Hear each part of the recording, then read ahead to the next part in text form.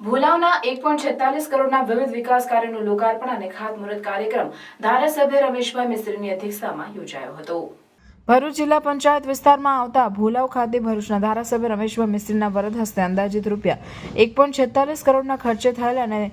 થનાર વિવિધ વિકાસ કાર્યોનું લોકાર્પણ અને ખાતમુહૂર્ત કાર્યક્રમ યોજાયો હતો। ભરૂચ શહેર જિલ્લામાં વિવિધ વિકાસ કાર્યોના રોજે રોજ આયોજનો થઈ રહ્યા છે, જે અંતર્ગત ભુલાવની નર Narayan society common plot, Suryanarayan society તેમજ પાર્થનગર સોસાયટી કોમન પ્લોટ ભુલાવ ખાતે આયોજિત કાર્યક્રમમાં જિલ્લા પંચાયત કારોબારી ચેરમેન ધર્મેશભાઈ મિસ્ત્રી, સરપંચ નિમિષાબેન પરમાર, ડેપ્યુટી સરપંચ યુવરાજસિંહ પરમાર સહિત અન્ય સભ્યો અને હોદ્દેદારો તેમજ પ્રજાજનો ઉપસ્થિત રહ્યા હતા। અનેક વિકાસના કામોના ખાતમુહૂર્ત અને લોકાર્પણ કરવામાં આવ્યા છે।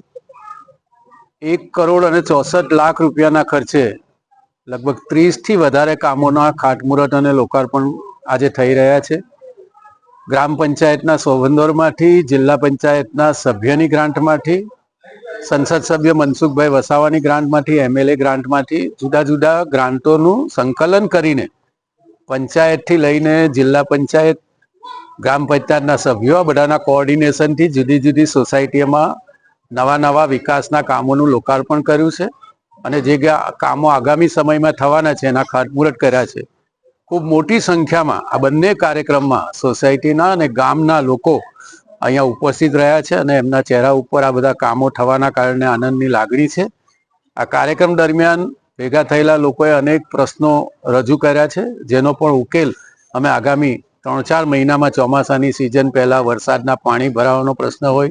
ડ્રેનેજની ચોખ્ખાઈ માટેનો પ્રશ્ન હોય કે ચોકઅપ થયેલી ડ્રેનને ફરી શરૂ કરવાની હોય, નવી ડ્રેન નાખવાની હોય, આ બધા મુદ્દાઓનો પણ અમે સમાવેશ કરીને આગામી 1-8 મહિનામાં નવા આયોજન સાથે ભુલાવ ગ્રામ પંચાયતમાં હજી અનેક કામોના ખાતમુહૂર્ત કરીશું।